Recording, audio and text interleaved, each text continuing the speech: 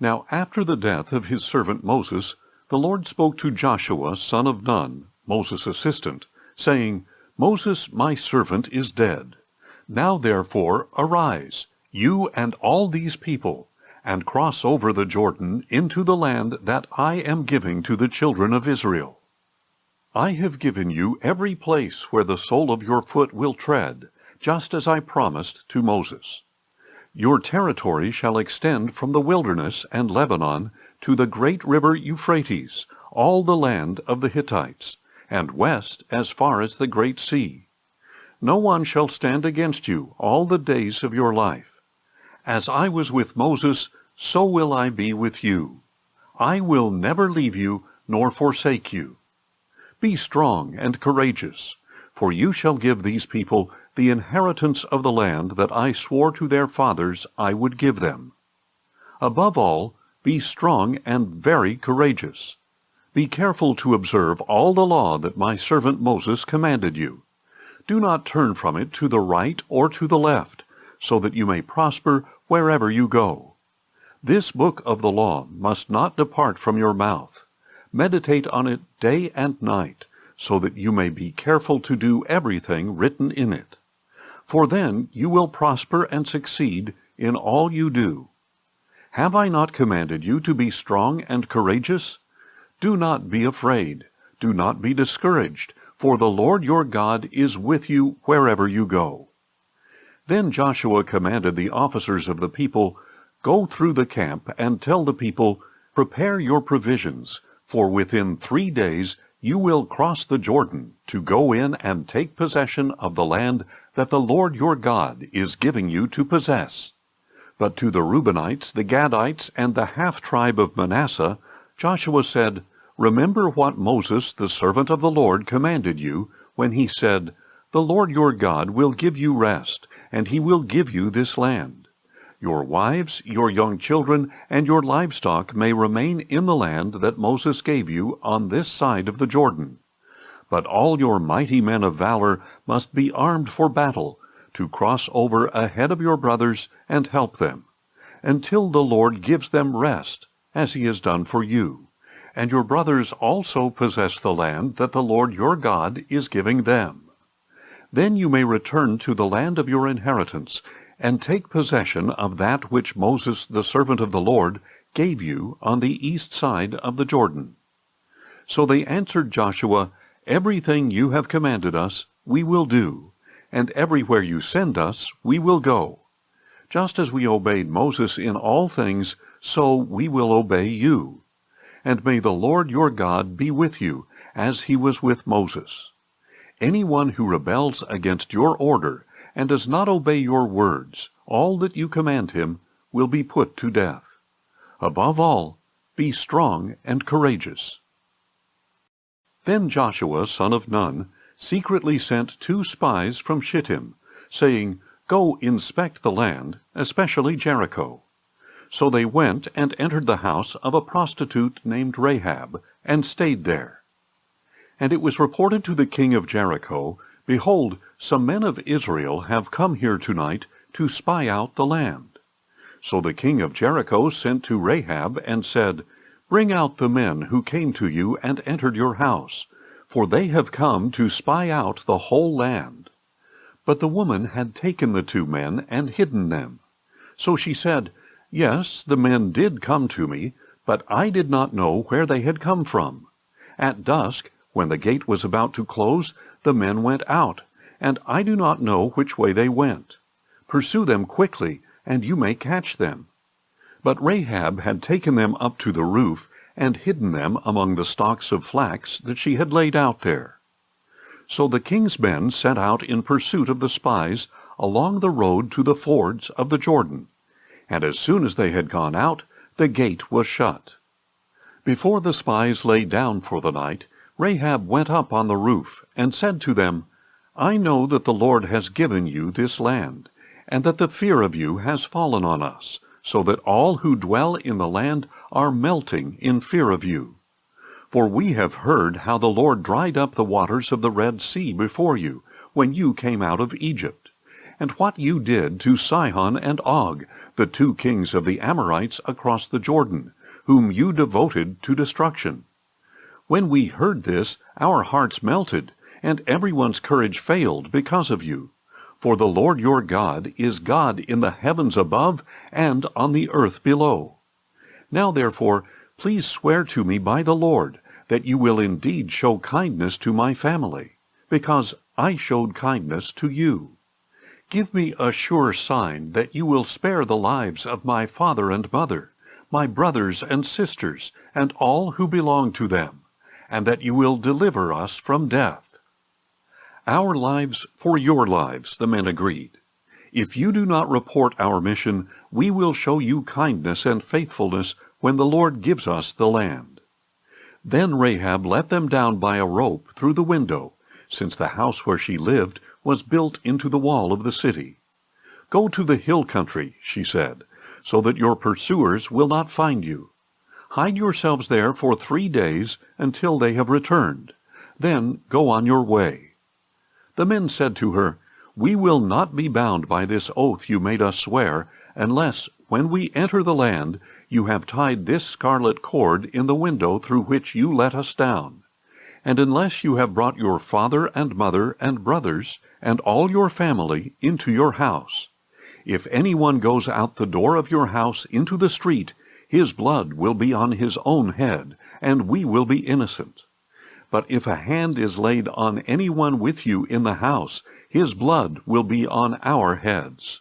And if you report our mission, we will be released from the oath you made us swear." "Let it be as you say," she replied, and she sent them away. And when they had gone, she tied the scarlet cord in the window. So the spies went out into the hill country and stayed there 3 days, until their pursuers had returned without finding them, having searched all along the road. Then the 2 men started back, came down from the hill country, and crossed the river. So they came to Joshua son of Nun, and reported all that had happened to them. "The Lord has surely delivered the entire land into our hands," they said to Joshua. "Indeed, all who dwell in the land are melting in fear of us." Early the next morning, Joshua got up and left Shittim with all the Israelites. They went as far as the Jordan, where they camped before crossing over. After 3 days, the officers went through the camp and commanded the people, "When you see the ark of the covenant of the Lord your God being carried by the Levitical priests, you are to set out from your positions and follow it. But keep a distance of about 2,000 cubits between yourselves and the ark. Do not go near it, so that you can see the way to go, since you have never traveled this way before." Then Joshua told the people, "Consecrate yourselves, for tomorrow the Lord will do wonders among you." And he said to the priests, "Take the ark of the covenant and go on ahead of the people." So they carried the ark of the covenant and went ahead of them. Now the Lord said to Joshua, "Today I will begin to exalt you in the sight of all Israel, so that they may know that I am with you just as I was with Moses. Command the priests carrying the ark of the covenant, when you reach the edge of the waters, stand in the Jordan." So Joshua told the Israelites, "Come here and listen to the words of the Lord your God." He continued, "This is how you will know that the living God is among you, and that he will surely drive out before you the Canaanites, Hittites, Hivites, Perizzites, Girgashites, Amorites, and Jebusites. Behold, the ark of the covenant of the Lord of all the earth will go ahead of you into the Jordan. Now choose 12 men from the tribes of Israel, 1 from each tribe. When the feet of the priests who carry the ark of the Lord of all the earth, touch down in the waters of the Jordan, its flowing waters will be cut off and will stand up in a heap." So when the people broke camp to cross the Jordan, the priests carried the ark of the covenant ahead of them. Now the Jordan overflows its banks throughout the harvest season. But as soon as the priests carrying the ark reached the Jordan and their feet touched the water's edge, the flowing water stood still. It backed up as far upstream as Adam, a city in the area of Zarethan, while the water flowing toward the Sea of the Arabah, the Salt Sea, was completely cut off. So the people crossed over opposite Jericho. The priests carrying the Ark of the Covenant of the Lord stood firm on dry ground in the middle of the Jordan, while all Israel crossed over the dry ground, until the entire nation had crossed the Jordan. When the whole nation had finished crossing the Jordan, the Lord said to Joshua, "Choose 12 men from among the people, 1 from each tribe, and command them, 'Take up for yourselves 12 stones from the middle of the Jordan, where the priests were standing. Carry them with you, and set them down in the place where you spend the night.' So Joshua summoned the 12 men he had appointed from the Israelites, 1 from each tribe, and said to them, 'Cross over before the ark of the Lord your God into the middle of the Jordan.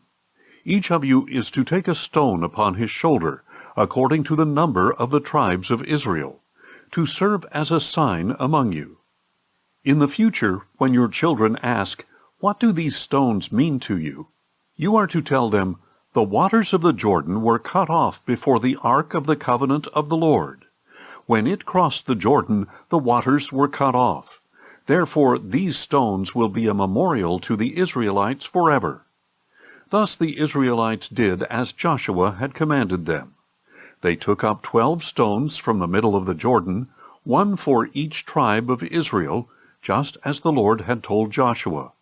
And they carried them to the camp, where they set them down.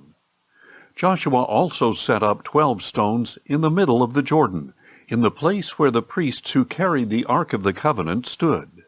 And the stones are there to this day. Now the priests who carried the ark remained standing in the middle of the Jordan until the people had completed everything the Lord had commanded Joshua to tell them, just as Moses had directed Joshua. The people hurried across, and after everyone had finished crossing, the priests with the ark of the Lord crossed in the sight of the people. The Reubenites, the Gadites, and the half-tribe of Manasseh crossed over before the Israelites, armed for battle as Moses had instructed them. About 40,000 troops armed for battle crossed over before the Lord into the plains of Jericho. On that day the Lord exalted Joshua in the sight of all Israel, and they revered him all the days of his life, just as they had revered Moses.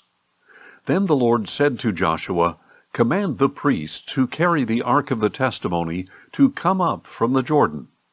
So Joshua commanded the priests, "Come up from the Jordan." When the priests carrying the ark of the covenant of the Lord came up out of the Jordan, and their feet touched the dry land, the waters of the Jordan returned to their course, and overflowed all the banks as before. On the 10th day of the first month, the people went up from the Jordan and camped at Gilgal on the eastern border of Jericho. And there at Gilgal Joshua set up the 12 stones they had taken from the Jordan. Then Joshua said to the Israelites, "In the future, when your children ask their fathers, 'What is the meaning of these stones?' you are to tell them, 'Israel crossed the Jordan on dry ground.' For the Lord your God dried up the waters of the Jordan before you until you had crossed over, just as he did to the Red Sea, which he dried up before us until we had crossed over. He did this so that all the peoples of the earth may know that the hand of the Lord is mighty, and so that you may always fear the Lord your God." Now when all the Amorite kings west of the Jordan, and all the Canaanite kings along the coast, heard how the Lord had dried up the waters of the Jordan before the Israelites until they had crossed over, their hearts melted, and their spirits failed for fear of the Israelites. At that time the Lord said to Joshua, "Make flint knives and circumcise the sons of Israel once again." So Joshua made flint knives and circumcised the sons of Israel at Gibeath Ha'araleth. Now this is why Joshua circumcised them. All those who came out of Egypt, all the men of war, had died on the journey in the wilderness after they had left Egypt. Though all who had come out were circumcised, none of those born in the wilderness on the journey from Egypt had been circumcised. For the Israelites had wandered in the wilderness 40 years, until all the nation's men of war who had come out of Egypt had died, since they did not obey the Lord. So the Lord vowed never to let them see the land he had sworn to their fathers to give us, a land flowing with milk and honey. And Joshua raised up their sons in their place, and these were the ones he circumcised. Until this time they were still uncircumcised, since they had not been circumcised along the way. And after all the nation had been circumcised, they stayed there in the camp until they were healed. Then the Lord said to Joshua, "Today I have rolled away the reproach of Egypt from you." So that place has been called Gilgal to this day. On the evening of the 14th day of the month, while the Israelites were camped at Gilgal on the plains of Jericho, they kept the Passover. The day after the Passover, on that very day, they ate unleavened bread and roasted grain from the produce of the land. And the day after they had eaten from the produce of the land, the manna ceased.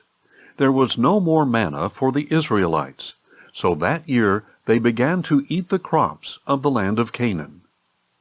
Now when Joshua was near Jericho, he looked up and saw a man standing in front of him with a drawn sword in his hand. Joshua approached him and asked, "Are you for us or for our enemies?" "Neither," he replied. "I have now come as commander of the Lord's army." Then Joshua fell face down in reverence and asked him, "What does my Lord have to say to his servant?" The commander of the Lord's army replied, "Take off your sandals, for the place where you are standing is holy." And Joshua did so. Now Jericho was tightly shut up because of the Israelites. No one went out, and no one came in. And the Lord said to Joshua, "Behold, I have delivered Jericho into your hand, along with its king and its mighty men of valor. March around the city with all the men of war, circling the city one time. Do this for 6 days. Have 7 priests carry 7 ram's horns in front of the ark. Then, on the 7th day, march around the city 7 times, while the priests blow the horns. And when there is a long blast of the ram's horn, and you hear its sound, have all the people give a mighty shout. Then the wall of the city will collapse, and all your people will charge straight into the city." So Joshua son of Nun summoned the priests and said, "Take up the ark of the covenant, and have 7 priests carry 7 ram's horns in front of the ark of the Lord." And he told the people, "Advance and march around the city, with the armed troops going ahead of the ark of the Lord." After Joshua had spoken to the people, 7 priests carrying 7 ram's horns before the Lord advanced and blew the horns, and the ark of the covenant of the Lord followed them. While the horns continued to sound, the armed troops marched ahead of the priests who blew the horns, and the rear guard followed the ark. But Joshua had commanded the people, "Do not give a battle cry, or let your voice be heard. Do not let one word come out of your mouth until the day I tell you to shout. Then you are to shout." So he had the ark of the Lord carried around the city, circling it once. And the people returned to the camp and spent the night there. Joshua got up early the next morning, and the priests took the ark of the Lord. And the 7 priests carrying 7 ram's horns kept marching ahead of the ark of the Lord and blowing the horns. The armed troops went in front of them, and the rear guard followed the ark of the Lord, while the horns kept sounding. So on the 2nd day they marched around the city once and returned to the camp. They did this for 6 days. Then, on the 7th day, they got up at dawn and marched around the city 7 times in the same manner. That was the only day they circled the city 7 times. After the 7th time around, the priests blew the horns, and Joshua commanded the people, "Shout, for the Lord has given you the city." Now the city and everything in it must be devoted to the Lord for destruction. Only Rahab the prostitute and all those with her in her house will live, because she hid the spies we sent. But keep away from the things devoted to destruction, lest you yourself be set apart for destruction. If you take any of these, you will set apart the camp of Israel for destruction, and bring disaster upon it. For all the silver and gold, and all the articles of bronze and iron, are holy to the Lord. They must go into his treasury. So when the ram's horn sounded, the people shouted. When they heard the blast of the horn, the people gave a great shout, and the wall collapsed. Then all the people charged straight into the city and captured it. At the edge of the sword they devoted to destruction everything in the city, man and woman, young and old, oxen, sheep, and donkeys. Meanwhile, Joshua told the 2 men who had spied out the land, "Go into the house of the prostitute, and bring out the woman and all who are with her, just as you promised her." So the young spies went in and brought out Rahab, her father and mother and brothers, and all who belonged to her. They brought out her whole family, and settled them outside the camp of Israel. Then the Israelites burned up the city and everything in it. However, they put the silver and gold, and articles of bronze and iron, into the treasury of the Lord's house. And Joshua spared Rahab the prostitute, with her father's household and all who belonged to her, because she hid the men Joshua had sent to spy out Jericho. So she has lived among the Israelites to this day. At that time Joshua invoked this solemn oath: "Cursed before the Lord is the man who rises up and rebuilds this city Jericho. At the cost of his firstborn he will lay its foundations. At the cost of his youngest he will set up its gates." So the Lord was with Joshua, and his fame spread throughout the land. The Israelites, however, acted unfaithfully regarding the things devoted to destruction. Achan, son of Carmi, the son of Zabdi, the son of Zerah, of the tribe of Judah, took some of what was set apart. So the anger of the Lord burned against the Israelites. Meanwhile, Joshua sent men from Jericho to Ai, which is near Beth-aven, to the east of Bethel, and told them, "Go up and spy out the land." So the men went up and spied out Ai. On returning to Joshua, they reported, "There is no need to send all the people. 2,000 or 3,000 men are enough to go up and attack Ai. Since the people of Ai are so few, you need not wear out all our people there." So about 3,000 men went up, but they fled before the men of Ai. And the men of Ai struck down about 36 of them, chasing them from the gate as far as the quarries, and striking them down on the slopes. So the hearts of the people melted and became like water. Then Joshua tore his clothes and fell face down before the ark of the Lord until evening, as did the elders of Israel. And they all sprinkled dust on their heads. "O Lord God," Joshua said, "why did you ever bring this people across the Jordan to deliver us into the hand of the Amorites to be destroyed? If only we had been content to stay on the other side of the Jordan. O Lord, what can I say, now that Israel has turned its back and run from its enemies? When the Canaanites and all who live in the land hear about this, they will surround us and wipe out our name from the earth. Then what will you do for your great name?" But the Lord said to Joshua, "Stand up. Why have you fallen on your face? Israel has sinned. They have transgressed my covenant that I commanded them, and they have taken some of what was devoted to destruction. Indeed, they have stolen and lied, and they have put these things with their own possessions.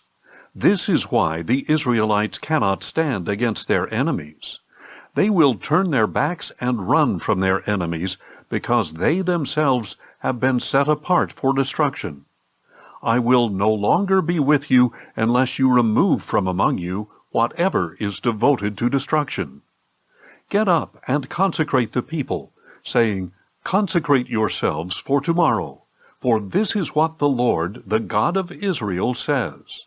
Among you, O Israel, there are things devoted to destruction. You cannot stand against your enemies until you remove them. In the morning you must present yourselves tribe by tribe. The tribe that the Lord selects shall come forward clan by clan, and the clan that the Lord selects shall come forward family by family, and the family that the Lord selects shall come forward man by man. The one who is caught with the things devoted to destruction must be burned, along with all that belongs to him, because he has transgressed the covenant of the Lord, and committed an outrage in Israel. So Joshua arose early the next morning, and had Israel come forward tribe by tribe, and the tribe of Judah was selected. He had the clans of Judah come forward, and the clan of the Zerahites was selected. He had the clan of the Zerahites come forward, and the family of Zabdi was selected. And he had the family of Zabdi come forward, man by man, and Achan, son of Carmi, the son of Zabdi, the son of Zerah, of the tribe of Judah, was selected. So Joshua said to Achan, My son, give glory to the Lord, the God of Israel, and make a confession to him. I urge you to tell me what you have done. Do not hide it from me. It is true, Achan replied. I have sinned against the Lord, the God of Israel. This is what I did. When I saw among the spoils a beautiful cloak from Shinar, 200 shekels of silver, and a bar of gold weighing 50 shekels, I coveted them and took them. They are hidden in the ground inside my tent, with the silver underneath. So Joshua sent messengers who ran to the tent, and there it all was, hidden in his tent, with the silver underneath.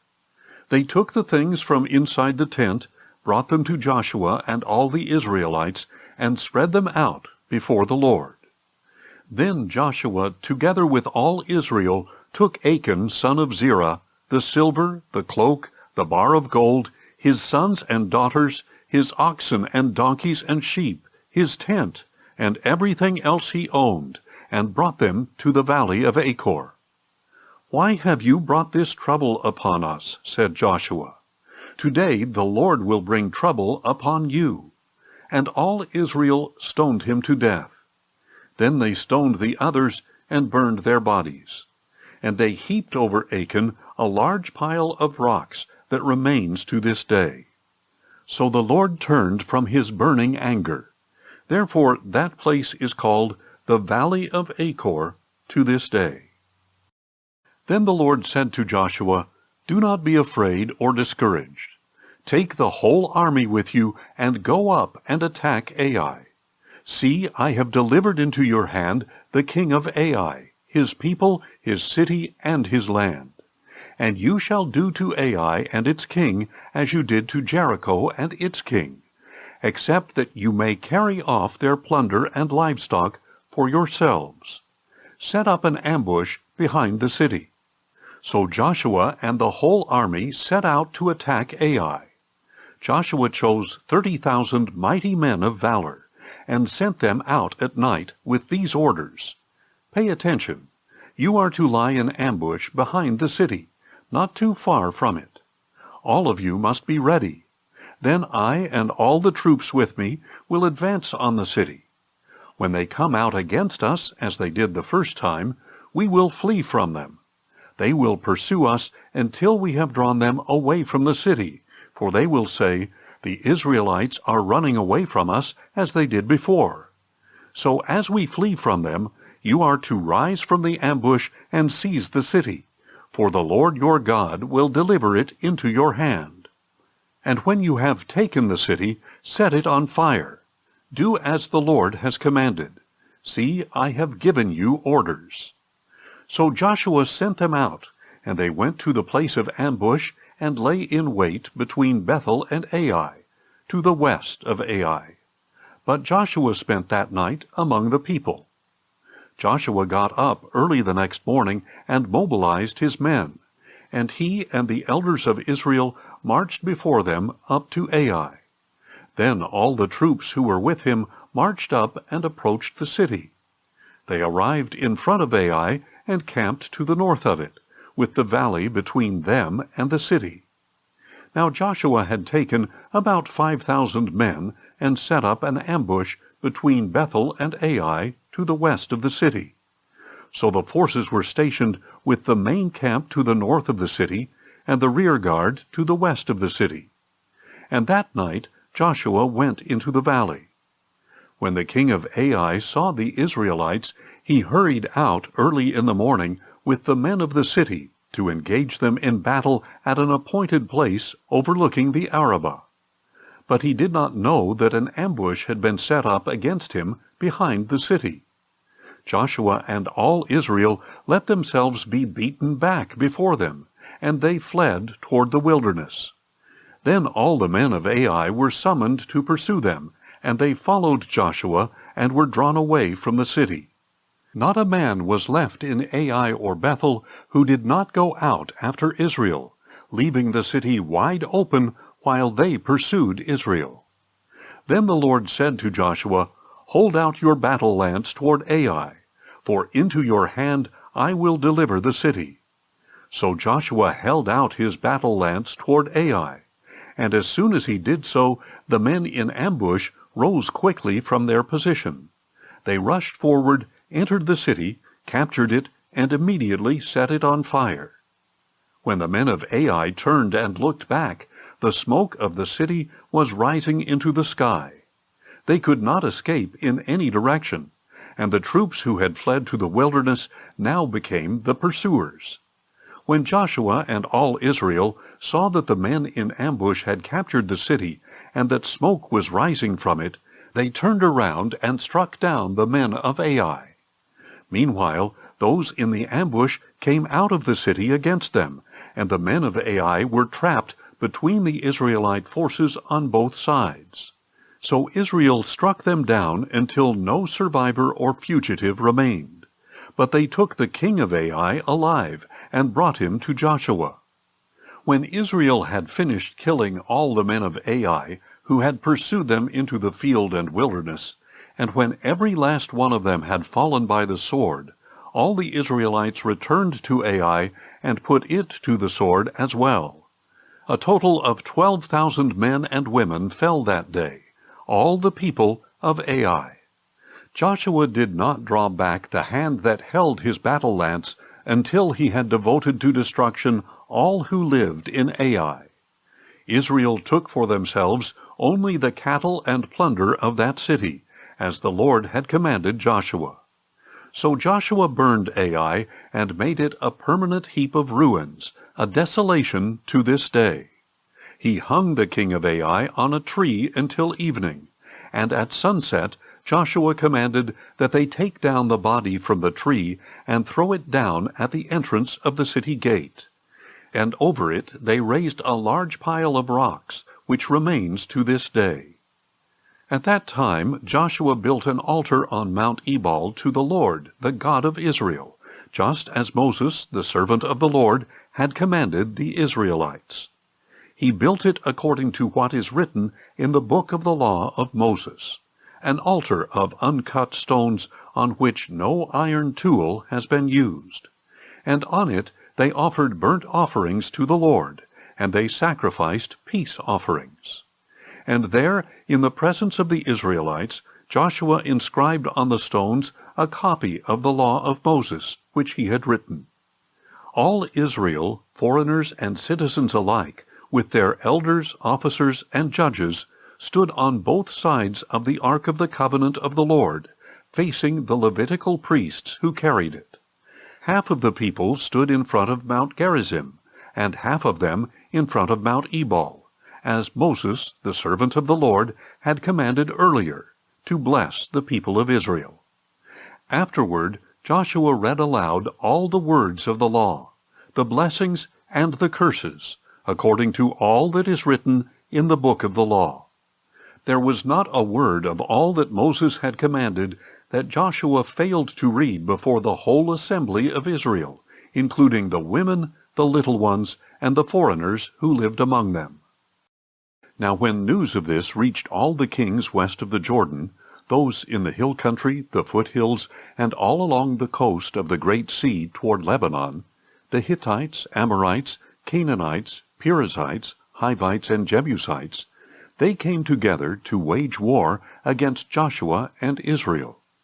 But the people of Gibeon, having heard what Joshua had done to Jericho and Ai, acted deceptively, and set out as envoys, carrying on their donkeys worn-out sacks and old wineskins, cracked and mended.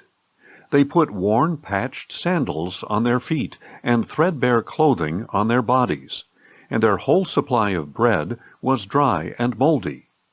They went to Joshua in the camp at Gilgal, and said to him and the men of Israel, "We have come from a distant land. Please make a treaty with us." But the men of Israel said to the Hivites, "Perhaps you dwell near us. How can we make a treaty with you?" "We are your servants," they said to Joshua. Then Joshua asked them, "Who are you, and where have you come from?" "Your servants have come from a very distant land," they replied, "because of the fame of the Lord your God. For we have heard the reports about him, all that he did in Egypt, and all that he did to the 2 kings of the Amorites beyond the Jordan, Sihon king of Heshbon, and Og king of Bashan, who reigned in Ashtaroth. So the elders and inhabitants of our land told us, 'Take provisions for your journey, go to meet them, and say to them, "We are your servants. Please make a treaty with us." This bread of ours was warm when we packed it at home on the day we left to come to you. But take a look, it is now dry and moldy. These wineskins were new when we filled them, but look, they are cracked. And these clothes and sandals are worn out from our very long journey." Then the men of Israel sampled their provisions, but did not seek the counsel of the Lord. And Joshua made a treaty of peace with them to let them live, and the leaders of the congregation swore an oath to them. 3 days after they had made the treaty with the Gibeonites, the Israelites learned that they were neighbors, living among them. So the Israelites set out, and on the 3rd day arrived at their cities, Gibeon, Kephirah, Beeroth, and Kiriath-Jearim. But the Israelites did not attack them, because the leaders of the congregation had sworn an oath to them by the Lord, the God of Israel. And the whole congregation grumbled against the leaders. All the leaders answered, "We have sworn an oath to them by the Lord, the God of Israel, and now we cannot touch them. This is how we will treat them. We will let them live, so that no wrath will fall on us because of the oath we swore to them." They continued, "Let them live, but let them be woodcutters and water carriers for the whole congregation." So the leaders kept their promise. Then Joshua summoned the Gibeonites and said, "Why did you deceive us by telling us you live far away from us, when in fact you live among us? Now therefore you are under a curse, and will perpetually serve as woodcutters and water carriers for the house of my God." The Gibeonites answered, "Your servants were told clearly that the Lord your God had commanded his servant Moses to give you all the land and wipe out all its inhabitants before you. So we greatly feared for our lives because of you, and that is why we have done this. Now we are in your hands. Do to us whatever seems good and right to you." So Joshua did this, and delivered them from the hands of the Israelites, and they did not kill the Gibeonites. On that day he made them woodcutters and water carriers, as they are to this day, for the congregation of the Lord, and for the altar at the place he would choose. Now Adoni-Zedek, king of Jerusalem, heard that Joshua had captured Ai and devoted it to destruction, doing to Ai and its king as he had done to Jericho and its king. and that the people of Gibeon had made peace with Israel and were living near them. So Adonizedek and his people were greatly alarmed, because Gibeon was a great city, like one of the royal cities. It was larger than Ai, and all its men were mighty. Therefore Adonizedek, king of Jerusalem, sent word to Hoham, king of Hebron, Piram, king of Jarmuth, Japhiah, king of Lachish, and Deber, king of Eglon, saying, Come up and help me. We will attack Gibeon, because they have made peace with Joshua and the Israelites. So the 5 kings of the Amorites, the kings of Jerusalem, Hebron, Jarmuth, Lachish, and Eglon, joined forces and advanced with all their armies. They camped before Gibeon and made war against it. Then the men of Gibeon sent word to Joshua in the camp at Gilgal, Do not abandon your servants. Come quickly and save us. Help us, because all the kings of the Amorites from the hill country have joined forces against us. So Joshua and his whole army, including all the mighty men of valor, came from Gilgal. The Lord said to Joshua, Do not be afraid of them, for I have delivered them into your hand. Not one of them shall stand against you. After marching all night from Gilgal, Joshua caught them by surprise. And the Lord threw them into confusion before Israel, who defeated them in a great slaughter at Gibeon, pursued them along the ascent to Beth-horon, and struck them down as far as Azekah and Makkedah. As they fled before Israel along the descent from Beth-horon to Azekah, the Lord cast down on them large hailstones from the sky, and more of them were killed by the hailstones than by the swords of the Israelites. On the day that the Lord gave the Amorites over to the Israelites, Joshua spoke to the Lord in the presence of Israel. O sun, stand still over Gibeon. O moon, over the valley of Aijalon. So the sun stood still, and the moon stopped until the nation took vengeance upon its enemies. Is this not written in the book of Jasher? So the sun stopped in the middle of the sky, and delayed going down about a full day. There has been no day like it before or since, when the Lord listened to the voice of a man, because the Lord fought for Israel. Then Joshua returned with all Israel to the camp at Gilgal. Now the 5 kings had fled and hidden in the cave at Makkedah. And Joshua was informed, The 5 kings have been found. They are hiding in the cave at Makkedah. So Joshua said, Roll large stones against the mouth of the cave, and post men there to guard them. But you do not stop there. Pursue your enemies and attack them from behind. Do not let them reach their cities, for the Lord your God has delivered them into your hand. So Joshua and the Israelites continued to inflict a terrible slaughter until they had finished them off, and the remaining survivors retreated to the fortified cities. The whole army returned safely to Joshua in the camp at Makkedah, and no one dared to utter a word against the Israelites.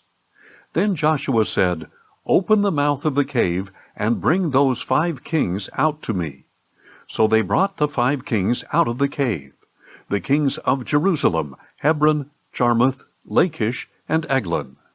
When they had brought the kings to Joshua, he summoned all the men of Israel, and said to the army commanders who had accompanied him, Come here, and put your feet on the necks of these kings. So the commanders came forward and put their feet on their necks.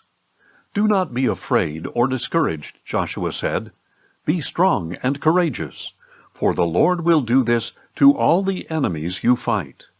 After this, Joshua struck down and killed the kings, and he hung their bodies on 5 trees, and left them there until evening.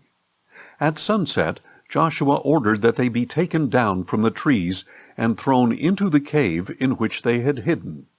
Then large stones were placed against the mouth of the cave, and the stones are there to this day.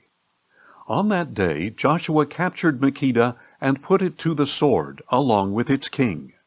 He devoted to destruction everyone in the city, leaving no survivors. So he did to the king of Makkedah as he had done to the king of Jericho. Then Joshua and all Israel with him moved on from Makkedah to Libnah, and fought against Libnah. And the Lord also delivered that city and its king into the hand of Israel. And Joshua put all the people to the sword, leaving no survivors. And he did to the king of Libnah as he had done to the king of Jericho. And Joshua and all Israel with him moved on from Libnah to Lachish. They laid siege to it and fought against it. And the Lord delivered Lachish into the hand of Israel, and Joshua captured it on the second day. He put all the people to the sword, just as he had done to Libnah. At that time Horam king of Gezer went to help Lachish, but Joshua struck him down along with his people, leaving no survivors. So Joshua moved on from Lachish to Eglon, and all Israel with him. They laid siege to it and fought against it. That day they captured Eglon and put it to the sword. And Joshua devoted to destruction every one in the city, just as he had done to Lachish. Then Joshua and all Israel with him went up from Eglon to Hebron, and fought against it. They captured it and put to the sword its king, all its villages, and all the people. Joshua left no survivors, just as he had done at Eglon. He devoted to destruction Hebron and everyone in it. Finally, Joshua and all Israel with him turned toward Debir, and fought against it. And they captured Debir, its king, and all its villages. They put them to the sword, and devoted to destruction every one in the city, leaving no survivors. Joshua did to Debir and its king as he had done to Hebron, and as he had done to Libnah and its king. So Joshua conquered the whole region, the hill country, the Negev, the foothills, and the slopes, together with all their kings, leaving no survivors. He devoted to destruction everything that breathed, just as the Lord, the God of Israel, had commanded. Joshua conquered the area from Kadesh Barnea to Gaza, and the whole region of Goshen as far as Gibeon. And because the Lord, the God of Israel, fought for Israel, Joshua captured all these kings and their land in one campaign. Then Joshua returned with all Israel to the camp at Gilgal. Now when Jabin king of Hazor heard about these things, he sent word to Jobab king of Madon, to the kings of Shimron and Akshaph, to the kings of the north in the mountains, in the Arabah south of Kinnereth, in the foothills, and in Naphoth Dor to the west, to the Canaanites in the east and west, to the Amorites, Hittites, Perizzites, and Jebusites in the hill country, and to the Hivites at the foot of Hermon in the land of Mizpah. So these kings came out with all their armies, a multitude as numerous as the sand on the seashore, along with a great number of horses and chariots.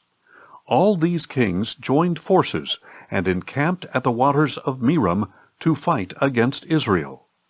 Then the Lord said to Joshua, "Do not be afraid of them, for by this time tomorrow I will deliver all of them slain before Israel. You are to hamstring their horses and burn up their chariots." So by the waters of Merom Joshua and his whole army came upon them suddenly and attacked them, and the Lord delivered them into the hand of Israel, who struck them down and pursued them all the way to Greater Sidon and Misrephoth-Maim, and eastward as far as the valley of Mizpah. They struck them down, leaving no survivors. Joshua treated them as the Lord had told him. He hamstrung their horses and burned up their chariots. At that time Joshua turned back and captured Hazor and put its king to the sword, because Hazor was formerly the head of all these kingdoms. The Israelites put every one in Hazor to the sword, devoting them to destruction. Nothing that breathed remained, and Joshua burned down Hazor itself. Joshua captured all these kings and their cities and put them to the sword. He devoted them to destruction as Moses the Lord's servant had commanded. Yet Israel did not burn any of the cities built on their mounds, except Hazor, which Joshua burned.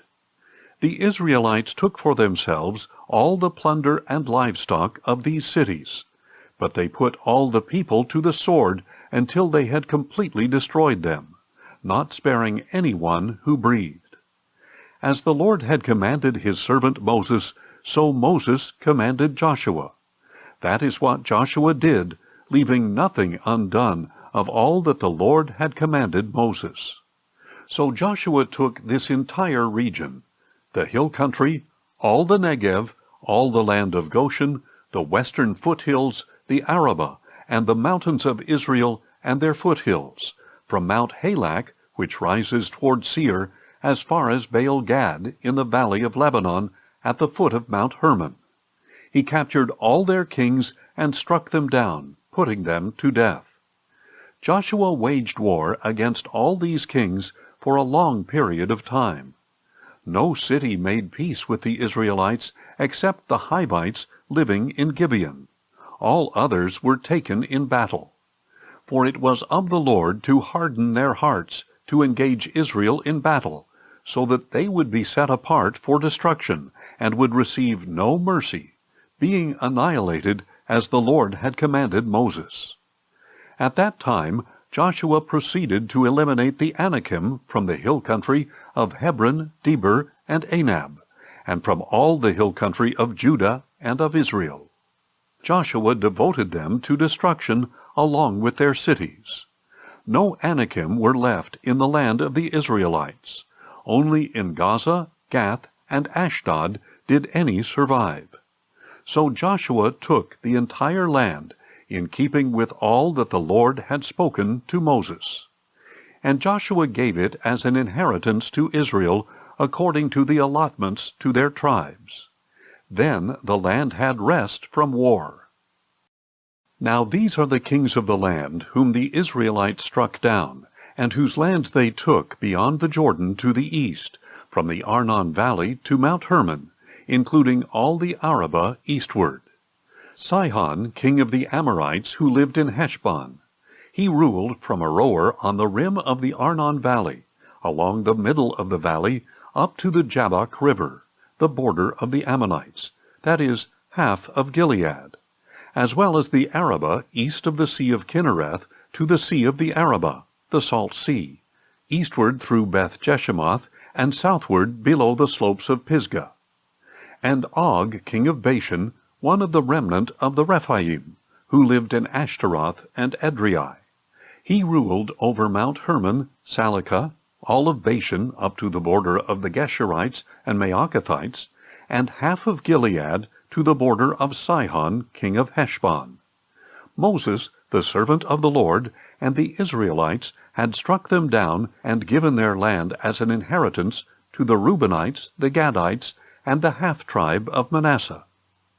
And these are the kings of the land that Joshua and the Israelites conquered beyond the Jordan to the west, from Baal Gad in the valley of Lebanon to Mount Halak, which rises toward Seir. According to the allotments to the tribes of Israel, Joshua gave them as an inheritance the hill country, the foothills, the Arabah, the slopes, the wilderness, and the Negev, the lands of the Hittites, Amorites, Canaanites, Perizzites, Hivites, and Jebusites. The king of Jericho, 1. The king of Ai, which is near Bethel, 1. The king of Jerusalem, 1. The king of Hebron, 1. The king of Jarmuth, 1. The king of Lachish, 1. The king of Eglon, 1. The king of Gezer, 1. The king of Debir, 1. The king of Geder, 1. The king of Hormah, 1. The king of Arad, 1. The king of Libnah, 1. The king of Adullam, 1. The king of Makkedah, 1. The king of Bethel, 1. The king of Tappuah, 1. The king of Hepher, 1. The king of Aphek, 1. The king of Lasharon, 1. The king of Madon, 1. The king of Hazor, 1. The king of Shimron-Meron, 1. The king of Akshaph, 1. The king of Taanach, 1. The king of Megiddo, 1. The king of Kedesh, 1. The king of Jokneam in Carmel, 1. the king of Dor in Napheth-dor, 1, the king of Goyim in Gilgal, 1, and the king of Tirzah, 1. So there were 31 kings in all. Now Joshua was old and well along in years. And the Lord said to him, You are old and well along in years, but very much of the land remains to be possessed. This is the land that remains, all the territory of the Philistines and the Geshurites, from the Shihor east of Egypt to the territory of Ekron on the north, considered to be Canaanite territory, that of the 5 Philistine rulers of Gaza, Ashdod, Ashkelon, Gath, and Ekron, as well as that of the Avites. To the south, all the land of the Canaanites, from Mearah of the Sidonians to Aphek, as far as the border of the Amorites.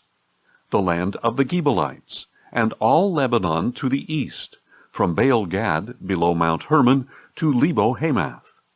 All the inhabitants of the hill country, from Lebanon to Misrephoth-maim, all the Sidonians, I myself will drive out before the Israelites. Be sure to divide it by lot, as an inheritance to Israel, as I have commanded you. Now therefore divide this land as an inheritance to the 9 tribes and the half-tribe of Manasseh.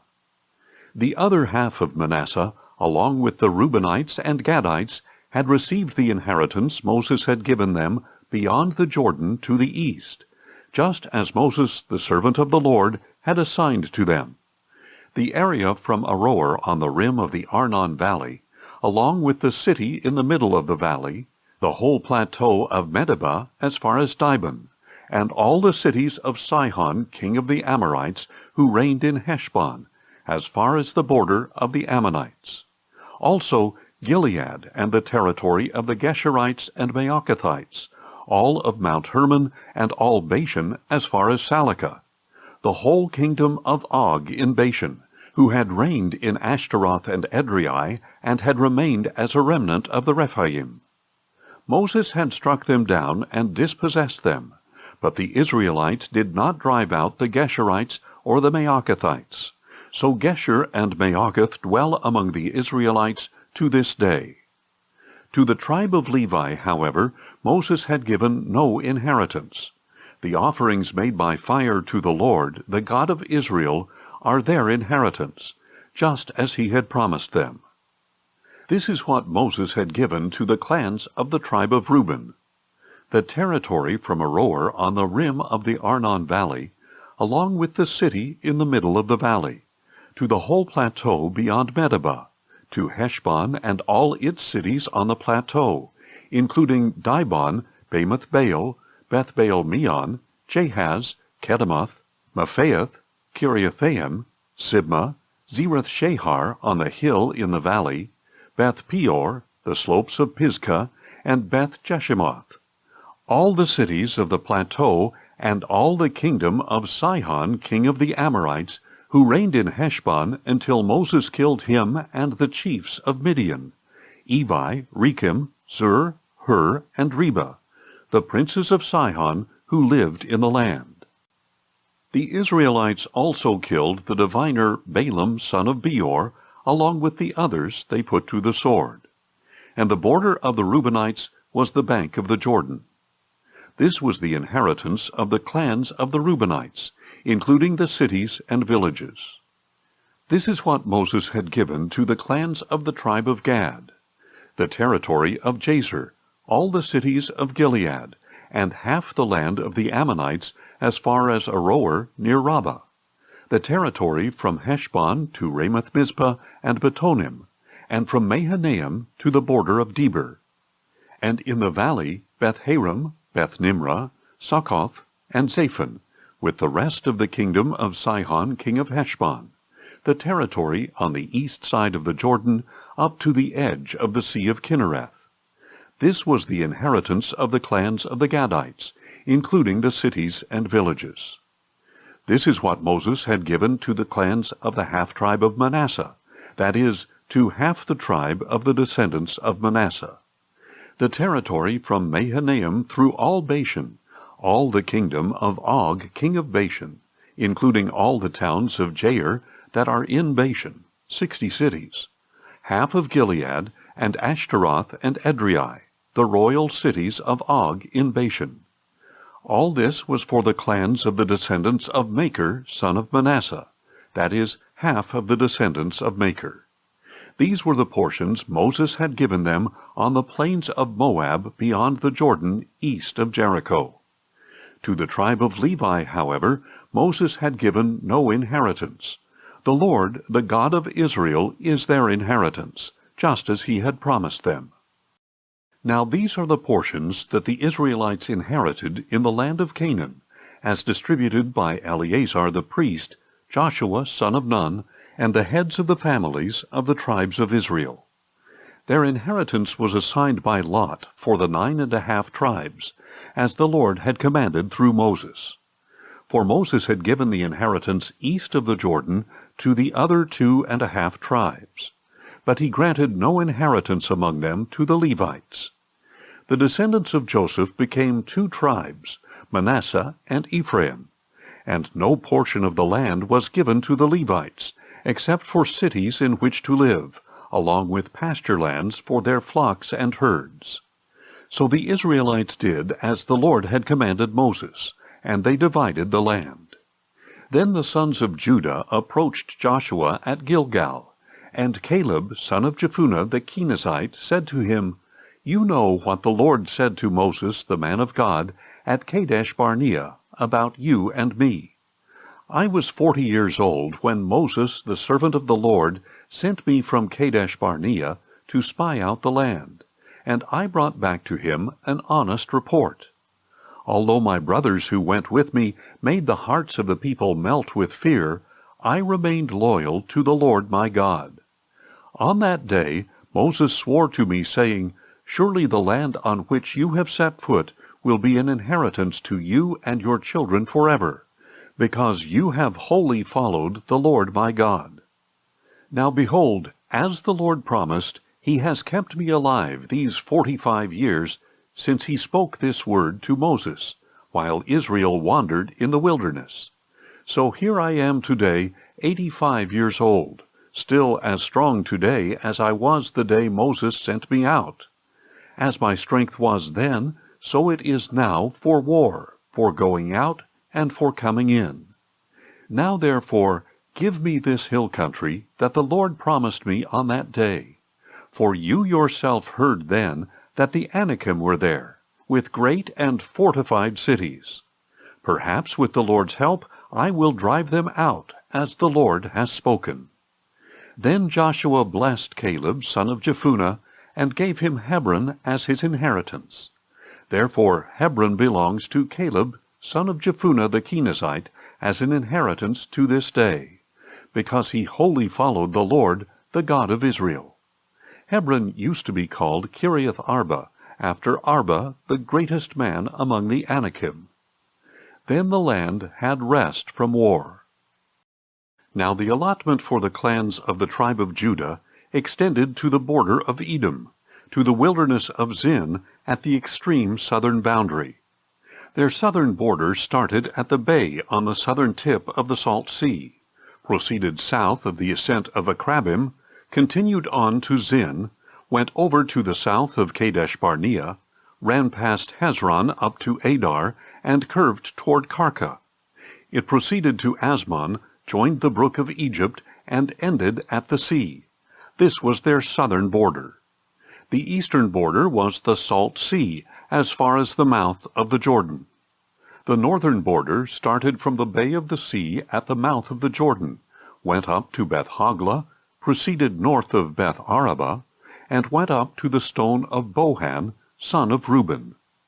Then the border went up to Debir from the valley of Achor, turning north to Gilgal, which faces the ascent of Adummim south of the ravine.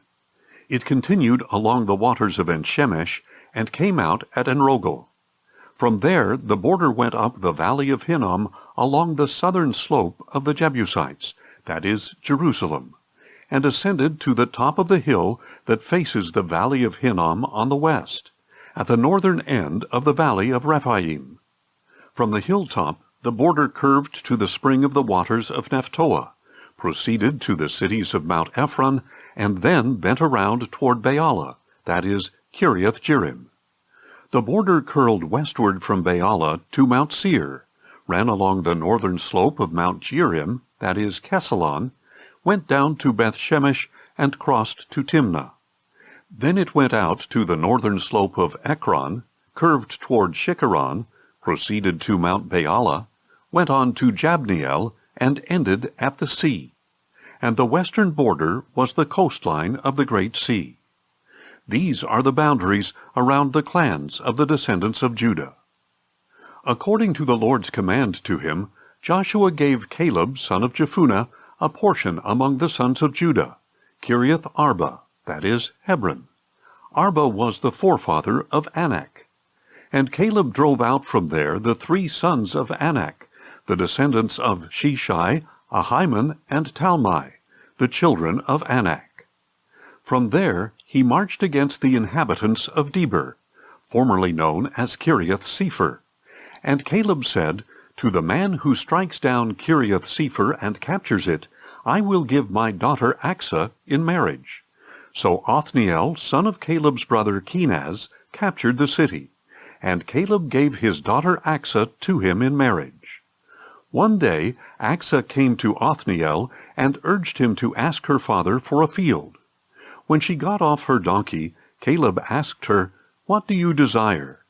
"Give me a blessing," she answered. "Since you have given me land in the Negev, give me springs of water as well." So Caleb gave her both the upper and lower springs. This is the inheritance of the clans of the tribe of Judah. These were the southernmost cities of the tribe of Judah in the Negev toward the border of Edom: Kabzeel, Eder, Jagur, Kinah, Dimonah, Adadah, Kedesh, Hazor, Ithnan, Ziph, Telem, Bealoth, Hazor Hadattah, Kiriath Hezron, that is, Hazor, Amam, Shema, Moladah, Hazar Gaddah, Heshmon, Beth Pelet, Hazar Shual, Beersheba, Biziothila, Baalah, Ayim, Ezem, Etolad, Kisil, Hormah, Ziklag, Madmanah, Sansannah, Lebaoth, Shilhim, Ain, and Rimmon, 29 cities in all, along with their villages. These were in the foothills: Eshtaol, Zorah, Ashna, Zanoah, Enganim, Tapua, Enam, Jarmuth, Adullam, Soko, Azekah, Shearaim, Adathaim, and Gedera, or Gederathaim, 14 cities along with their villages. Zenan, Hadashah, Migdal-Gad, Dibon, Mizpah, Joktheel, Lachish, Bozkath, Eglon, Cabon, Lamas, Kitlish, Gederoth, Beth-Dagon, Naaman, and Makkedah, 16 cities along with their villages. Libnah, Ether, Ashan, Iftah, Ashna, Nezib, Keilah, Achzib, and Mareshah, 9 cities along with their villages. Ekron with its towns and villages, from Ekron to the sea, all the cities near Ashdod along with their villages. Ashdod with its towns and villages, Gaza with its towns and villages, as far as the brook of Egypt and the coastline of the Great Sea. These were in the hill country: Shamir, Jatir, Soko, Dana, Kiriath-Sanah, that is, Debir, Anab, Eshtemoh, Anim, Goshen, Holon, and Gilo, 11 cities along with their villages. Arab, Duma, Eshan, Janim, Beth-Tappuah, Aphekah, Humtah, Kiriath Arba, that is, Hebron, and Zior, 9 cities along with their villages. Maon, Carmel, Ziph, Juttah, Jezreel, Jokdeam, Zanoah, Cain, Gibeah, and Timnah, 10 cities along with their villages. Halehol, Bethzur, Geder, Maarath, Beth-Anoth, and Eltekon, 6 cities along with their villages. Kiriath-Baal, that is, Kiriath-Jearim, and Rabbah, 2 cities along with their villages. These were in the wilderness: Beth-araba, Middin, Sekaka, Nibshan, the city of salt, and En-gedi, 6 cities along with their villages. But the descendants of Judah could not drive out the Jebusites living in Jerusalem. So to this day the Jebusites live there among the descendants of Judah. The allotment for the descendants of Joseph extended from the Jordan at Jericho to the waters of Jericho on the east, through the wilderness that goes up from Jericho into the hill country of Bethel. It went on from Bethel, that is, Luz, and proceeded to the border of the Archites in Ataroth. Then it descended westward to the border of the Japhletites, as far as the border of Lower Beth-horon, and on to Gezer, and it ended at the sea. So Ephraim and Manasseh, the sons of Joseph, received their inheritance. This was the territory of the descendants of Ephraim by their clans. The border of their inheritance went from Ataroth-adar in the east to Upper Beth-horon, and out toward the sea. From Michmethath on the north it turned eastward toward Taanath-shiloh, and passed by it to Janoah on the east. From Janoah it went down to Ataroth and Naarah, and then reached Jericho, and came out at the Jordan. From Tappuah the border went westward to the brook of Cana, and ended at the sea. This was the inheritance of the clans of the tribe of Ephraim, along with all the cities and villages set apart for the descendants of Ephraim within the inheritance of Manasseh. But they did not drive out the Canaanites who lived in Gezer. So the Canaanites dwell among the Ephraimites to this day, but they are forced laborers. Now this was the allotment for the tribe of Manasseh as Joseph's firstborn son, namely for Machir, the firstborn of Manasseh, and father of the Gileadites, who had received Gilead and Bashan, because Machir was a man of war. So this allotment was for the rest of the descendants of Manasseh, the clans of Abiezer, Helek, Asriel, Shechem, Hepher, and Shemida. These are the other male descendants of the clans of Manasseh, son of Joseph. But Zelophehad, son of Hepher, the son of Gilead, the son of Machir, the son of Manasseh, had no sons, but only daughters. These are the names of his daughters: Mahlah, Noah, Hoglah, Milcah, and Tirzah. They approached Eleazar the priest, Joshua son of Nun, and the leaders, and said, "The Lord commanded Moses to give us an inheritance among our brothers." So Joshua gave them an inheritance among their father's brothers, in keeping with the command of the Lord. Thus 10 shares fell to Manasseh, in addition to the land of Gilead and Bashan beyond the Jordan, because the daughters of Manasseh received an inheritance among his sons. And the land of Gilead belonged to the rest of the sons of Manasseh. Now the border of Manasseh went from Asher to Michmethath near Shechem, then southward to include the inhabitants of En-tappuah. The region of Tappuah belonged to Manasseh, but Tappuah itself, on the border of Manasseh, belonged to Ephraim. From there the border continued southward to the brook of Cana. There were cities belonging to Ephraim among the cities of Manasseh, but the border of Manasseh was on the north side of the brook, and ended at the sea. Ephraim's territory was to the south, and Manasseh's was to the north, having the sea as its border, and adjoining Asher on the north, and Issachar on the east. Within Issachar and Asher, Manasseh was assigned Beth-shean, Ibleam, Dor, that is, Naphath, Endor, Taanach, and Megiddo, each with their surrounding settlements. But the descendants of Manasseh were unable to occupy these cities, because the Canaanites were determined to stay in this land. However, when the Israelites grew stronger, they put the Canaanites to forced labor, but they failed to drive them out completely. Then the sons of Joseph said to Joshua, "Why have you given us only one portion as an inheritance? We have many people, because the Lord has blessed us abundantly." Joshua answered them, If you have so many people that the hill country of Ephraim is too small for you, go to the forest and clear for yourself an area in the land of the Perizzites and the Rephaim. The hill country is not enough for us, they replied, and all the Canaanites who live in the valley have iron chariots, both in Bethshean with its towns and in the valley of Jezreel. So Joshua said to the house of Joseph, to Ephraim and Manasseh, You have many people and great strength. You shall not have just one allotment, because the hill country will be yours as well. It is a forest. Clear it, and its farthest limits will be yours. Although the Canaanites have iron chariots, and although they are strong, you can drive them out. Then the whole congregation of Israel assembled at Shiloh, and set up the tent of meeting there. And though the land was subdued before them, there were still 7 tribes of Israel who had not yet received their inheritance.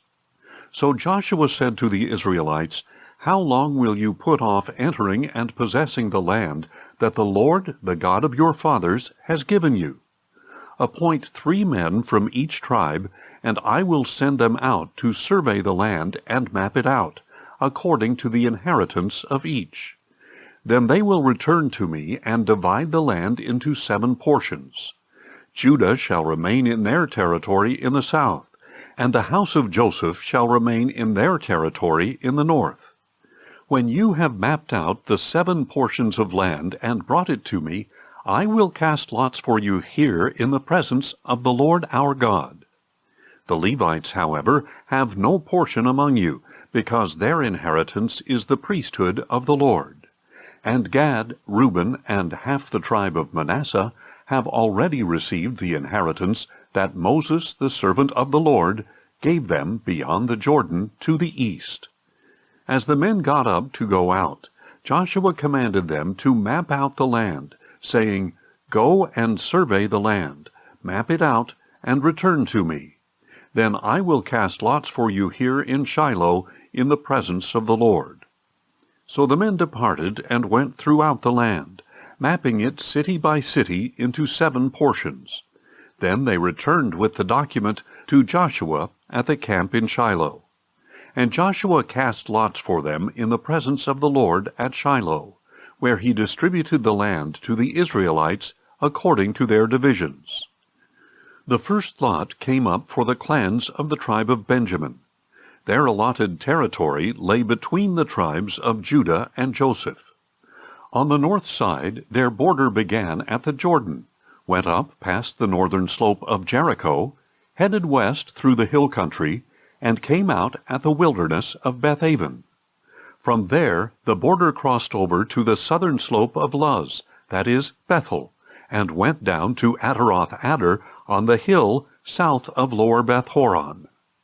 On the west side, the border curved southward from the hill facing Beth-horon on the south, and came out at Kiriath-baal, that is, Kiriath-jearim, a city of the sons of Judah. This was the western side. On the south side, the border began at the outskirts of Kiriath-jearim, and extended westward to the spring at the waters of Nephtoah. Then it went down to the foot of the hill that faces the valley of Hinnom, at the northern end of the valley of Rephaim, and ran down the valley of Hinnom toward the southern slope of the Jebusites, and downward to Enrogel.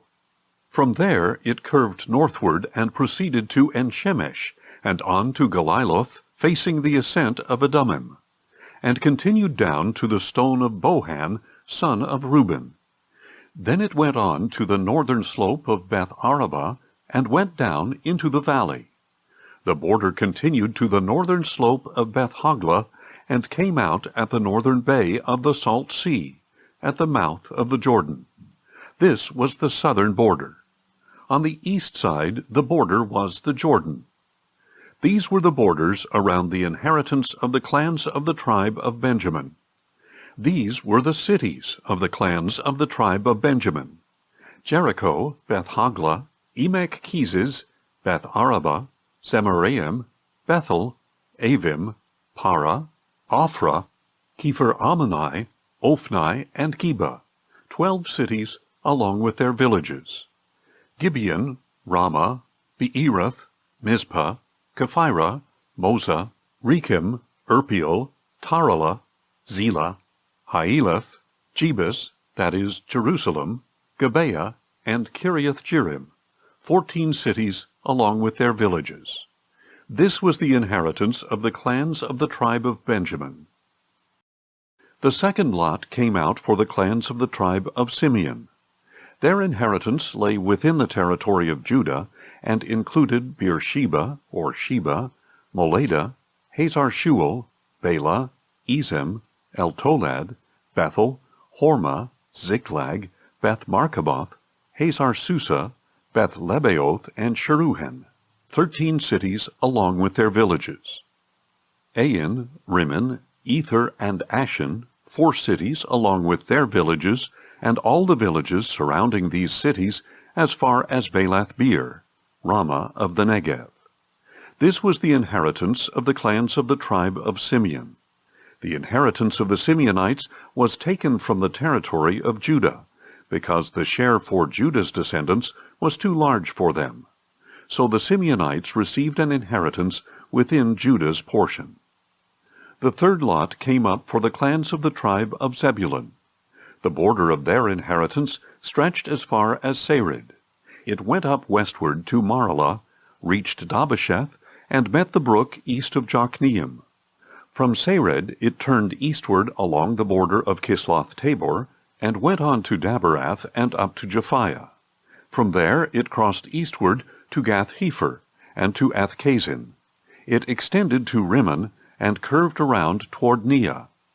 Then the border circled around the north side of Neah to Hanathon and ended at the valley of Ifta-el. It also included Katath, Nahalal, Shimron, Idalah, and Bethlehem. There were 12 cities along with their villages. This was the inheritance of the clans of the tribe of Zebulun, including these cities and their villages. The fourth lot came out for the clans of the tribe of Issachar. Their territory included Jezreel, Kesaloth, Shunem, Hapharaim, Shihon, Anaharoth, Rabbith, Kishion, Ebez, Remeth, Engannim, Enhaddah, and Beth-Paziz. The border reached Tabor, Shehazumah, and Beth-Shemesh, and ended at the Jordan. There were 16 cities along with their villages. This was the inheritance of the clans of the tribe of Issachar, including these cities and their villages. The fifth lot came out for the clans of the tribe of Asher.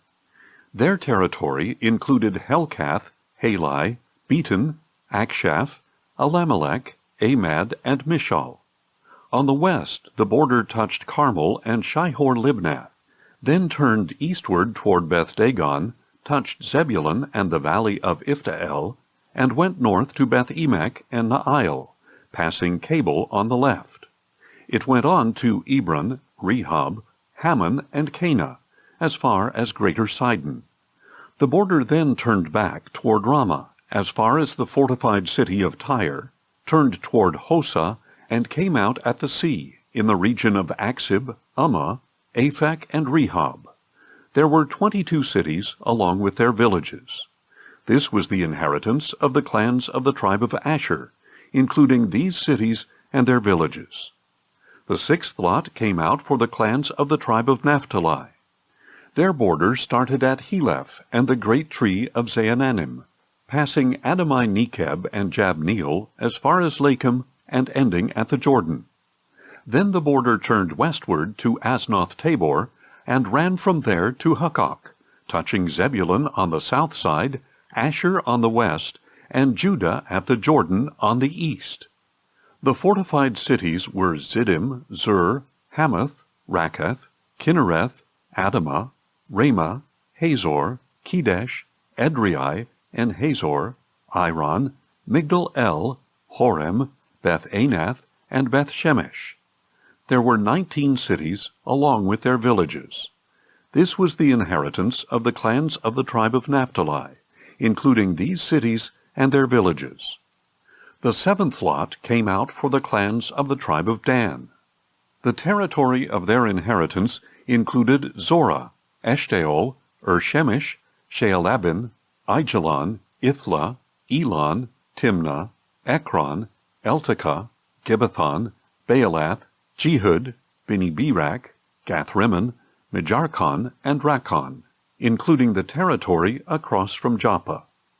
Later, when the territory of the Danites was lost to them, they went up and fought against Leshem, captured it, and put it to the sword. So they took possession of Leshem, settled there, and renamed it after their father Dan. This was the inheritance of the clans of the tribe of Dan, including these cities and their villages. When they had finished distributing the land into its territories, the Israelites gave Joshua son of Nun an inheritance among them, as the Lord had commanded. They gave him the city of Timnath-Serah in the hill country of Ephraim, as he requested. He rebuilt the city and settled in it. These are the inheritances that Eleazar the priest, Joshua son of Nun, and the heads of the families distributed by lot to the tribes of Israel at Shiloh before the Lord at the entrance to the tent of meeting. So they finished dividing up the land. Then the Lord said to Joshua, "Tell the Israelites to designate the cities of refuge as I instructed you through Moses, so that anyone who kills another unintentionally or accidentally may flee there. These will be your refuge from the avenger of blood. When someone flees to one of these cities, stands at the entrance of the city gate, and states his case before its elders, they are to bring him into the city and give him a place to live among them.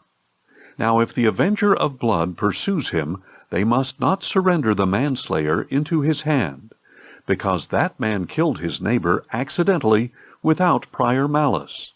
He is to stay in that city until he stands trial before the assembly, and until the death of the high priest serving at that time. Then the manslayer may return to his own home in the city from which he fled." So they set apart Kedesh in Galilee in the hill country of Naphtali, Shechem in the hill country of Ephraim, and Kiriath Arba, that is Hebron, in the hill country of Judah. And beyond the Jordan, east of Jericho, they designated Bezer on the wilderness plateau from the tribe of Reuben, Ramoth in Gilead from the tribe of Gad, and Golan in Bashan from the tribe of Manasseh. These are the cities appointed for all the Israelites and foreigners among them, so that anyone who kills a person unintentionally may flee there, and not die by the hand of the avenger of blood prior to standing trial before the assembly. Now the family heads of the Levites approached Eleazar the priest, Joshua son of Nun, and the heads of the other tribes of Israel at Shiloh in the land of Canaan, and said to them, "The Lord commanded through Moses that we be given cities in which to live, together with pasture lands for our livestock." So by the command of the Lord, the Israelites gave the Levites these cities and their pasture lands out of their own inheritance.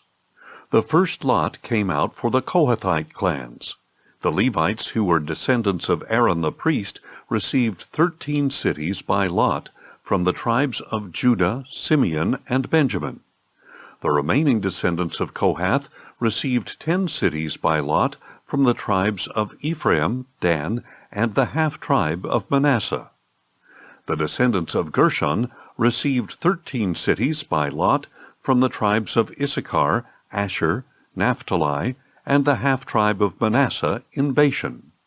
And the descendants of Berean received 12 cities from the tribes of Reuben, Gad, and Zebulun. So the Israelites allotted to the Levites these cities together with their pasture lands, as the Lord had commanded through Moses. From the tribes of Judah and Simeon they designated these cities by name to the descendants of Aaron from the Kohathite clans of the Levites, because the first lot fell to them. They gave them Kiriath Arba, that is Hebron, with its surrounding pasture lands in the hill country of Judah. Arba was the father of Anak. But they had given the fields and villages around the city to Caleb son of Jephunneh as his possession. So to the descendants of Aaron the priest they gave these cities together with their pasture lands: Hebron, a city of refuge for the manslayer; Libnah, Jattir, Eshtemoa, Holon, Deber, Ain, Juttah, and Beth-Shemesh, 9 cities from these 2 tribes, together with their pasture lands. And from the tribe of Benjamin they gave them Gibeon, Geba, Anathoth, and Almon, 4 cities together with their pasture lands. In all, 13 cities, together with their pasture lands, were given to the priests, the descendants of Aaron. The remaining Kohathite clans of the Levites were allotted these cities. From the tribe of Ephraim they were given Shechem in the hill country of Ephraim, a city of refuge for the manslayer; Gezer, Kibzaim, and Beth-horon, 4 cities together with their pasture lands. From the tribe of Dan they were given Eltekeh, Gibbethon, Aijalon, and Gathrimmon, 4 cities together with their pasture lands. And from the half-tribe of Manasseh they were given Taanach and Gathrimmon, 2 cities together with their pasture lands. In all, 10 cities together with their pasture lands were given to the rest of the Kohathite clans. This is what the Levite clans of the Gershonites were given. From the half-tribe of Manasseh they were given Golan in Bashan, a city of refuge for the manslayer, and Beeshterah, 2 cities together with their pasture lands. From the tribe of Issachar they were given Kishion, Daberath, Jarmuth, and Engammon, 4 cities together with their pasture lands. From the tribe of Asher they were given Mishal, Abdon, Helkath, and Rehob, 4 cities together with their pasture lands. And from the tribe of Naphtali they were given Kedesh in Galilee, a city of refuge for the manslayer, Hamath-dor, and Kartan, 3 cities together with their pasture lands. In all, 13 cities together with their pasture lands were given to the Gershonite clans. This is what the Merarite clan, the rest of the Levites, were given. From the tribe of Zebulun they were given Jokneam, Karta, Dimnah, and Nahalal, 4 cities together with their pasture lands. From the tribe of Reuben they were given Bezer, Jahaz, Kedemoth, and Mephaath, 4 cities together with their pasture lands. And from the tribe of Gad they were given Ramoth in Gilead, a city of refuge for the manslayer, Mahanaim, Heshbon, and Jazer, 4 cities in all, together with their pasture lands. In all, 12 cities were allotted to the clans of Merari, the remaining Levite clans. For the Levites, then, there were 48 cities in all, together with their pasture lands, within the territory of the Israelites. Each of these cities had its own surrounding pasture lands. This was true for all the cities. Thus the Lord gave Israel all the land he had sworn to give their fathers, and they took possession of it and settled in it. And the Lord gave them rest on every side, just as he had sworn to their fathers. None of their enemies could stand against them, for the Lord delivered all their enemies into their hand. Not one of all the Lord's good promises to the house of Israel had failed. Everything was fulfilled. Then Joshua summoned the Reubenites, the Gadites, and the half-tribe of Manasseh, and told them, "You have done all that Moses the servant of the Lord commanded you, and you have obeyed my voice in all that I commanded you. All this time you have not deserted your brothers up to this very day, but have kept the charge given you by the Lord your God. And now that the Lord your God has given your brothers rest as he promised them, you may return to your homes in the land that Moses the servant of the Lord gave you across the Jordan. But be very careful to observe the commandment and the law that Moses the servant of the Lord gave you, to love the Lord your God, to walk in all his ways, to keep his commandments, to hold fast to him, and to serve him with all your heart and with all your soul." So Joshua blessed them and sent them on their way, and they went to their homes. To the half-tribe of Manasseh, Moses had given land in Bashan, and to the other half Joshua gave land on the west side of the Jordan among their brothers. When Joshua sent them to their homes, he blessed them, saying, "Return to your homes with your great wealth, with immense herds of livestock, with silver, gold, bronze, iron, and very many clothes. Divide with your brothers the spoil of your enemies." So the Reubenites, the Gadites, and the half-tribe of Manasseh left the Israelites at Shiloh in the land of Canaan to return to their own land of Gilead, which they had acquired according to the command of the Lord through Moses. And when they came to Goliloth near the Jordan in the land of Canaan, the Reubenites, the Gadites, and the half-tribe of Manasseh built an imposing altar there by the Jordan. Then the Israelites received the report, "Behold, the Reubenites, the Gadites, and the half-tribe of Manasseh have built an altar on the border of the land of Canaan, at Goliloth near the Jordan on the Israelite side." And when they heard this, the whole congregation of Israel assembled at Shiloh to go to war against them. The Israelites sent Phinehas, son of Eleazar the priest, to the land of Gilead, to the Reubenites, the Gadites, and the half-tribe of Manasseh. With him they sent 10 chiefs, one family leader from each tribe of Israel, each the head of a family among the clans of Israel. They went to the Reubenites, the Gadites, and the half-tribe of Manasseh in the land of Gilead, and said to them, "This is what the whole congregation of the Lord says. What is this breach of faith you have committed today against the God of Israel, by turning away from the Lord and building for yourselves an altar, that you might rebel against the Lord this day? Was not the sin of Peor enough for us, from which we have not cleansed ourselves to this day? It even brought a plague upon the congregation of the Lord. And now would you turn away from the Lord? If you rebel today against the Lord, tomorrow he will be angry with the whole congregation of Israel. If indeed the land of your inheritance is unclean, then cross over to the land of the Lord's possession, where the Lord's tabernacle stands, and take possession of it among us.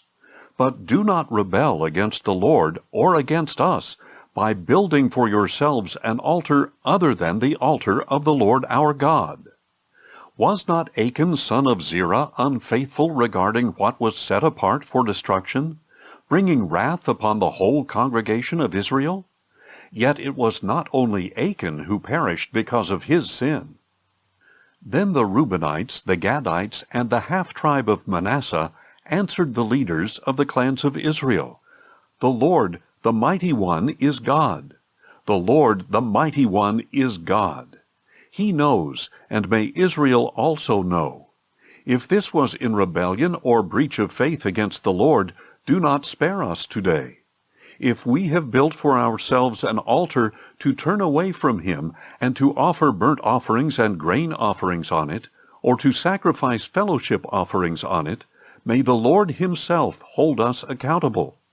But in fact, we have done this for fear that in the future your descendants might say to ours, 'What have you to do with the Lord, the God of Israel?' For the Lord has made the Jordan a border between us and you Reubenites and Gadites. You have no share in the Lord. So your descendants could cause ours to stop fearing the Lord. That is why we said, 'Let us take action and build an altar for ourselves, but not for burnt offerings or sacrifices. Rather, let it be a witness between us and you and the generations to come, that we will worship the Lord in his presence with our burnt offerings, sacrifices, and peace offerings. Then, in the future, your descendants cannot say to ours, "You have no share in the Lord." Therefore we said, if they ever say this to us or to our descendants, we will answer, "Look at the replica of the altar of the Lord that our fathers made, not for burnt offerings or sacrifices, but as a witness between us and you." Far be it from us to rebel against the Lord and turn away from him today by building an altar for burnt offerings, grain offerings, or sacrifices other than the altar of the Lord our God, which stands before his tabernacle.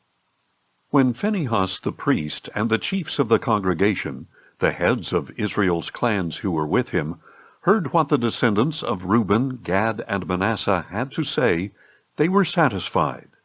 Phinehas, son of Eleazar the priest, said to the descendants of Reuben, Gad, and Manasseh, "Today we know that the Lord is among us, because you have not committed this breach of faith against him. Consequently, you have delivered the Israelites from the hand of the Lord." Then Phinehas, son of Eleazar the priest, together with the other leaders, returned to the Israelites in the land of Canaan, and brought back a report regarding the Reubenites and Gadites in the land of Gilead. The Israelites were satisfied with the report, and they blessed God and spoke no more about going to war against them to destroy the land where the Reubenites and Gadites lived. So the Reubenites and Gadites named the altar Witness, for they said, "It is a witness between us that the Lord is God." A long time after the Lord had given Israel rest from all the enemies around them, when Joshua was old and well along in years, he summoned all Israel, including its elders, leaders, judges, and officers. "I am old and well along in years," he said, "and you have seen everything that the Lord your God has done to all these nations for your sake, because it was the Lord your God who fought for you. See, I have allotted as an inheritance to your tribes these remaining nations, including all the nations I have already cut off, from the Jordan westward to the Great Sea. The Lord your God will push them out of your way and drive them out before you, so that you can take possession of their land, as the Lord your God promised you. Be very strong then, so that you can keep and obey all that is written in the book of the law of Moses, not turning aside from it to the right or to the left. So you are not to associate with these nations that remain among you. You must not call on the names of their gods or swear by them, and you must not serve them or bow down to them. Instead, you shall hold fast to the Lord your God, as you have done to this day. The Lord has driven out great and powerful nations before you, and to this day no one can stand against you. One of you can put 1,000 to flight, because the Lord your God fights for you, just as he promised. Therefore, watch yourselves carefully, that you love the Lord your God. For if you turn away and cling to the rest of these nations that remain among you, and if you intermarry and associate with them, know for sure that the Lord your God will no longer drive out these nations before you. Instead, they will become for you a snare and a trap, a scourge in your sides and thorns in your eyes, until you perish from this good land that the Lord your God has given you. Now behold, today I am going the way of all the earth, and you know with all your heart and soul that not one of the good promises the Lord your God made to you has failed. Everything was fulfilled for you. Not one promise has failed. But just as every good thing the Lord your God promised you has come to pass, likewise the Lord will bring upon you the calamity he has threatened, until he has destroyed you from this good land he has given you. If you transgress the covenant of the Lord your God, which he commanded you, and go and serve other gods and bow down to them, then the anger of the Lord will burn against you, and you will quickly perish from this good land he has given you. Then Joshua assembled all the tribes of Israel at Shechem. He summoned the elders, leaders, judges, and officers of Israel, and they presented themselves before God. And Joshua said to all the people, "This is what the Lord, the God of Israel, says. Long ago your fathers, including Terah, the father of Abraham and Nahor, lived beyond the Euphrates and worshipped other gods. But I took your father Abraham from beyond the Euphrates, and led him through all the land of Canaan, and I multiplied his descendants. I gave him Isaac, and to Isaac I gave Jacob and Esau. I gave Esau Mount Seir to possess, but Jacob and his sons went down to Egypt. Then I sent Moses and Aaron, and I afflicted the Egyptians by what I did there, and afterward I brought you out. When I brought your fathers out of Egypt, and you reached the Red Sea, the Egyptians pursued them with chariots and horsemen as far as the Red Sea. So your fathers cried out to the Lord, and he put darkness between you and the Egyptians, over whom he brought the sea and engulfed them. Your very eyes saw what I did to the Egyptians. Then you lived in the wilderness for a long time. Later I brought you to the land of the Amorites, who lived beyond the Jordan. They fought against you, but I delivered them into your hand, that you should possess their land when I destroyed them before you. Then Balak, son of Zippor, the king of Moab, set out to fight against Israel. He sent for Balaam, son of Beor, to curse you, but I would not listen to Balaam. So he blessed you again and again, and I delivered you from his hand. After this, you crossed the Jordan and came to Jericho. The people of Jericho fought against you, as did the Amorites, Perizzites, Canaanites, Hittites, Girgashites, Hivites, and Jebusites, and I delivered them into your hand. I sent the hornet ahead of you, and it drove out the 2 Amorite kings before you, but not by your own sword or bow.